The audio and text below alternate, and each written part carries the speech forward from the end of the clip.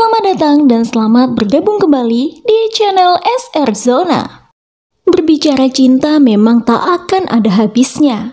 Banyak sekali kisah cinta luar biasa yang mungkin menginspirasi seperti dalam film berjudul Sukran yang dibintangi oleh Vijay sebagai cameo, sementara tokoh utama adalah Raffi Krishna dan Natasha Hassanandani. Garapan sutradara Chandrasekhar dan dirilis pada tahun 2005. Secara garis besar film ini mengisahkan tentang perjuangan cinta sepasang kekasih dari gangguan pihak-pihak yang merugikan. Berhasilkah pasangan tersebut menyatukan cintanya? Oke, tanpa berlama-lama yuk langsung saja simak, ini dia rangkuman alur cerita filmnya.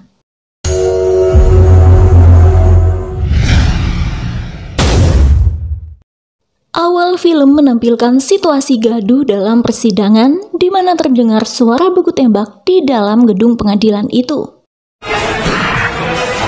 Beberapa orang terkapar setelah terkena sasaran tembak, sementara yang lainnya berhamburan menyelamatkan diri. Dalam kegaduhan itu, nampak seorang pemuda dan pemudi tengah berusaha lari dari kejaran polisi. Inspektur polisi Perumal dan anggotanya mengejar pasangan tersebut. Dan kilas balik cerita dimulai dari sini. Raffi Shankar dan Sandhya adalah mahasiswa pada sebuah perguruan tinggi Dindigul, Madurai yang saling jatuh cinta. Namun Sandhya menghadapi masalah di rumahnya sebab sang paman yang preman dan merupakan adik dari ibu tirinya tertarik pada Sandhya. Bahkan, suatu hari, sang paman mengintip ketika Sandhya mandi. Hal itu dikeluhkannya pada sang ayah, namun ibu tirinya yang jahat, Nalini, menanggapi santai dengan berkata bahwa suatu hari nanti sang paman akan menikahi Sandhya. Sandhya yang kesal, lalu menunjukkan foto kekasihnya, Raffi, dan ia menolak perjodohan itu. Kepada Raffi, Sandhya mengeluhkan kejadian yang telah menimpanya. Sandhya juga mendorong Raffi supaya segera menikahinya, namun pemuda itu justru menggodanya. Sepulang kuliah, Sandhya melihat sang paman telah menunggu untuk menjemputnya, tapi ia dan Raffi memilih untuk menghindar dan masuk ke dalam ruang dosen yang sudah kosong dan terkunci sebab saat itu sudah jam pulang. Akhirnya, Sandhya dan Raffi pun bermalam di sana hingga ditemukan keesokan paginya oleh penjaga kampus. Hal itu membuat keduanya mendapat teguran dari pimpinan dosen, namun Raffi dan Sandhya justru membalik keadaan sebab mereka juga pernah menjumpai dosen-dosen tersebut tengah memadu kasih secara sembunyi-sembunyi di kampus. Hal tidak menyenangkan terjadi ketika Nalini mengetahui bahwa gadis itu masih menjalin hubungan dengan Raffi. Ditamparnya Sandhya dan memperingatkan gadis itu supaya memutuskan hubungannya dengan Raffi. Sementara itu, ketika Raffi dan ayahnya sedang bersantai, paman Sandhya dan beberapa temannya mendatangi rumah Raffi dan menghajar ayah pemuda itu. Sang paman mengancam akan membunuh ayah Raffi jika Raffi masih mendekati Sandhya. Namun sang ayah yang sangat peduli dan menyayangi putranya mengirim mereka ke Chennai untuk menghindari gangguan dari ibu tiri dan paman Sandhya.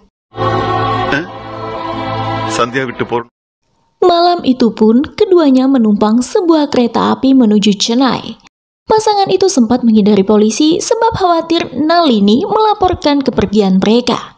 Tapi sayangnya, setiba di sana, pada keesokan paginya, barang bawaan Raffi dan Sandhya raib. Bingung, Raffi pun menelpon ayahnya melalui telepon umum. Ia mengatakan bahwa mereka sudah tiba di Chennai namun kehilangan barang bawaan. Sang ayah nampak menenangkan Raffi, tapi tiba-tiba masuklah Nalini dan paman Sandhya yang kemudian menyerang ayah Raffi. Sebuah tembakan mengenai punggung pria itu. Pertikaian sempat terjadi, sementara Raffi histeris mendengar kegaduhan di telepon.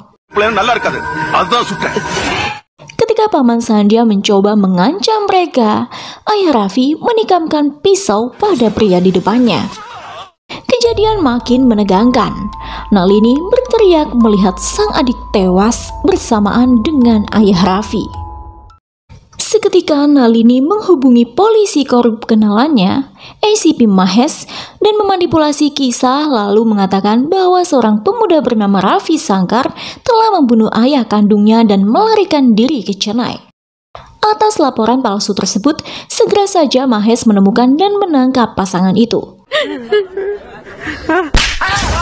Mahesh yang hobi mengabadikan momen merekam semua kejadian yang menurutnya menarik dalam handycam-nya. Raffi dan Sandhya berusaha menjelaskan peristiwa yang sebenarnya terjadi, namun Mahesh enggan peduli. Ia justru menjebak Raffi untuk menandatangani FIR lalu menjebloskan pemuda itu ke dalam trali besi.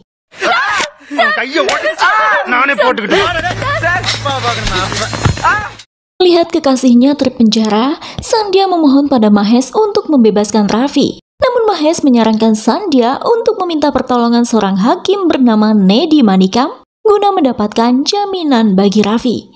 Tapi bak keluar dari mulut harimau masuk ke mulut buaya, Mahesh telah mengirim Sandhya pada seorang hakim korup. Saat itu di kediaman Manikam hadir pula Tamil Kumaran, putra Menteri Janardanan. Melihat gadis cantik mendatanginya, Manikam nyaris hilang kendali.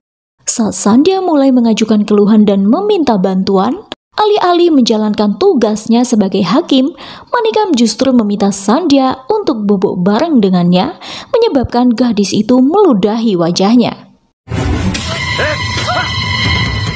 Sandhya menyadari bahwa ia telah salah meminta bantuan. Ia segera melangkah pergi, namun sempat dihalangi oleh Tamil.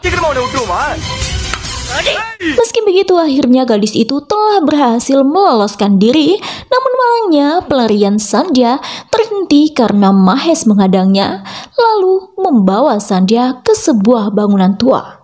Sementara di police station, seorang petugas polisi jujur dan baik hati membantu membebaskan Raffi dan memberitahu pemuda itu untuk menyelamatkan kekasihnya, Sandhya. Berkat bantuan polisi baik itu, Raffi tiba di gedung tua dan hendak menyelamatkan Sandhya. Namun nasib baik tak berpihak padanya, karena saat itu gedung tersebut sedang dijaga oleh beberapa antek Manikam. Sedangkan di dalam tengah terjadi pertikaian menjijikan. Ketiga pria itu mengikat Sandhya di ranjang, kemudian melecehkan Sandhya secara bergantian. Bahkan Mahesh sempat mengabadikan momen itu dalam handycam-nya. Di luar, Raffi sedang berjuang untuk dapat masuk menyelamatkan Sandhya. Namun mereka terlalu kuat untuk Raffi. Pertarungan sengit pun tak terhindarkan.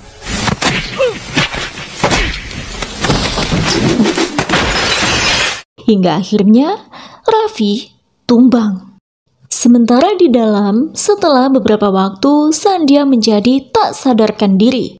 Lalu kedua pasangan itu mereka buang ke daerah pinggiran yang penuh kubangan. Tapi tak lama kemudian, Raffi tersadar dan melihat Sandhya terkulai tak jauh dari tempatnya berada.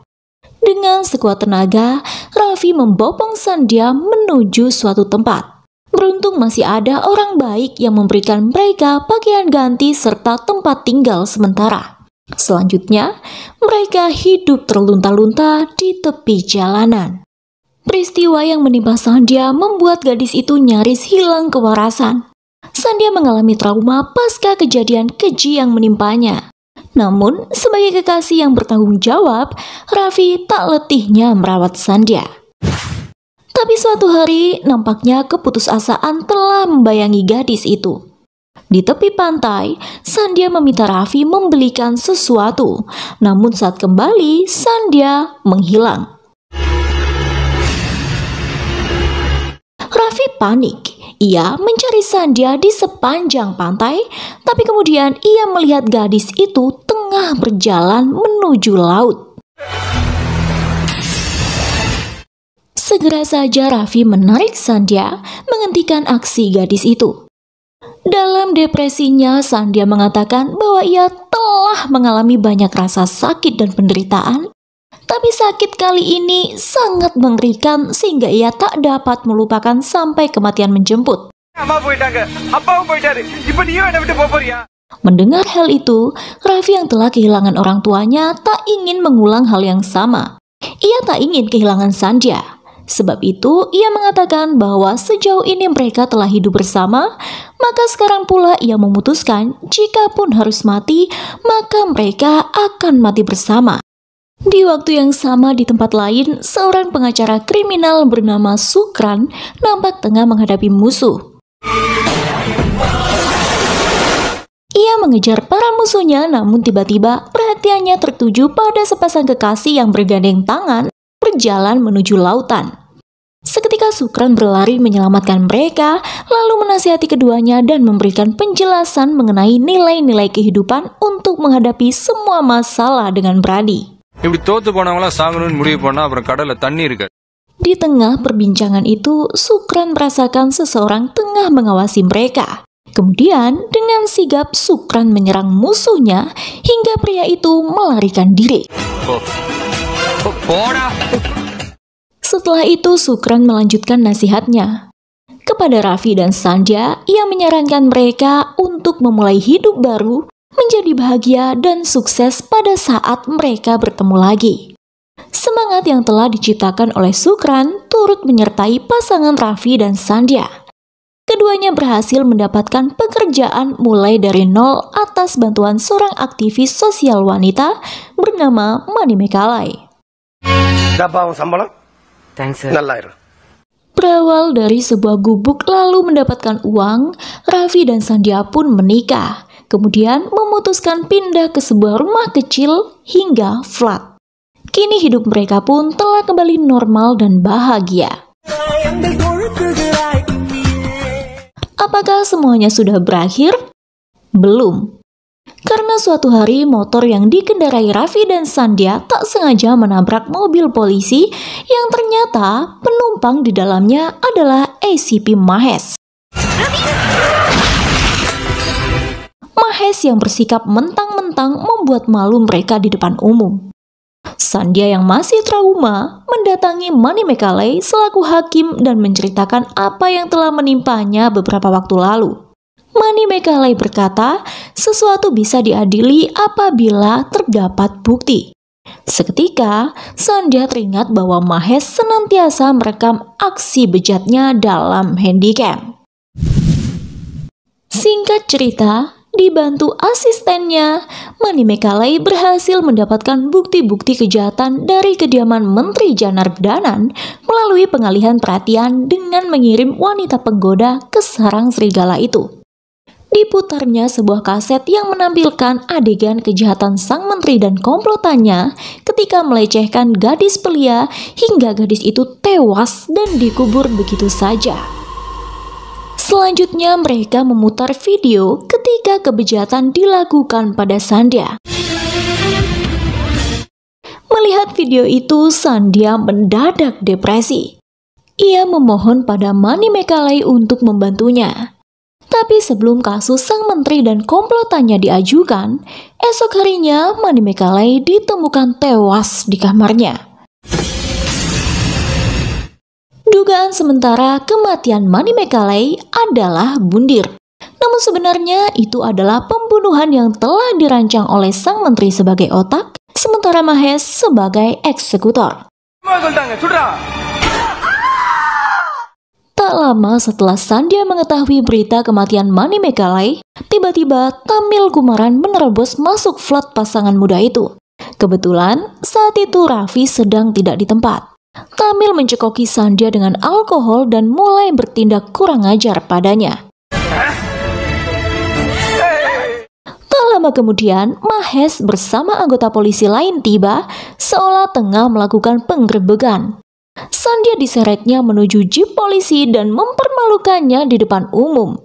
Tepat saat itu Raffi tiba, namun upayanya menyelamatkan sang istri sia-sia. Insiden itu menyebabkan Sandhya ditangkap atas tuduhan palsu prostitusi. Esok harinya, Raffi tersadar di ranjang rumah sakit dan segera menghadiri sidang Sandhya. Di persidangan, semua kesalahan ditujukan pada gadis itu, termasuk Nalini yang saat itu memberikan kesaksian palsu.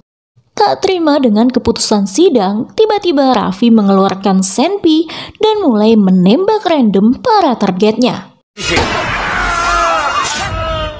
Manikam, Mahes, Nalini, dan Tamil Kumaran tewas di tempat. Dalam kegaduhan yang diciptakan, Raffi membawa Sandhya melarikan diri bersama dan sempat dihadang oleh Inspektur Perumal yang berhasil menjatuhkan senpi Raffi. Itulah cerita yang nampak pada awal film ini. Dalam pelariannya, mereka tak sengaja bertabrakan dengan Sukran. Namun karena tergesa-gesa, Raffi dan Sandhya tak sempat mengingatnya. Mengetahui mereka dalam bahaya, Sukran menyelamatkan mereka dari kejaran polisi dan membawa ke rumahnya. Namun upaya penyelamatan itu terdengar oleh sang menteri yang kemudian mengirim orang untuk membunuh Sukran, tapi gagal.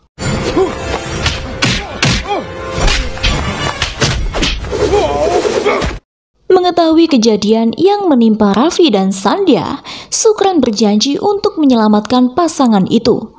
Ia membawa mereka ke Bangalore secara ilegal dan lolos razia polisi. Namun setiba di Bangalore, secara sengaja Sukran menelpon polisi dan memberitahu posisi Raffi. Sempat terjadi kesalahpahaman pada Sandhya. Padahal, penangkapan Raffi adalah taktik Sukran untuk muncul di persidangan dan menyelamatkannya dengan mengajukan cukup bukti. Dalam perjalanan menuju tempat sidang, anak buah menteri menculiknya. Di gedung itu terjadilah pertarungan antara Sukran dan anak buah Janardanan.